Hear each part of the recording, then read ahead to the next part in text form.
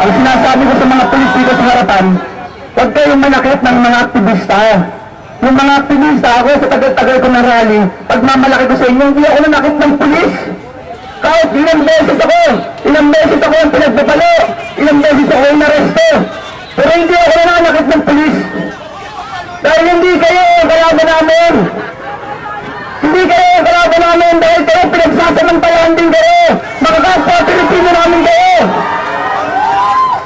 Pag sinabi namin itaas ang sahod ng mga kawain ng gobyerno, kasama kayo doon.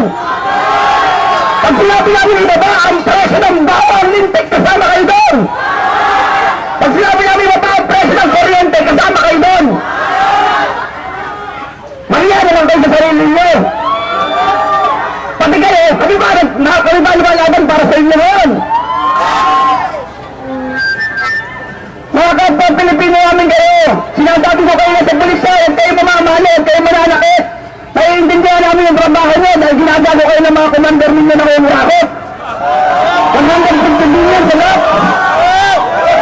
Bakit naambunan ba kayo? Naambunan ba kayo ng kurakot ng mga commander ninyo? Hindi, bigyan kayo pang merienda. Bigyan kayo pang merienda ng mga yan, pero nangungurakot na yan. Oh, yung nangyayot na ng pulis ninyo, binigyan nyo ng nangyayot na yan. Ngayon sila yung mga kayo, pinakamalaki siya ako sa lahat.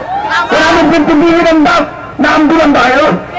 Oh, pag kayo magpakatuta, yung inyong mga chief, PNP chief, nagpatayo ng sariling White House, narinig nyo? Kailangan ka ng million? Oh, tapos kayo isusubo dito, tayo pagbumukain ka ha? Tayo pagbumukain kaaway ng mga taong bayan. Kasi nasabi ko sa inyo, nagmamalasakit kayo para sa inyo. Sana palitan ninyo, huwag kayo mananakit ng mga aktivista. Dahil yung mga aktivista na ito, pati kayo, pinaglalaban namin. Tama!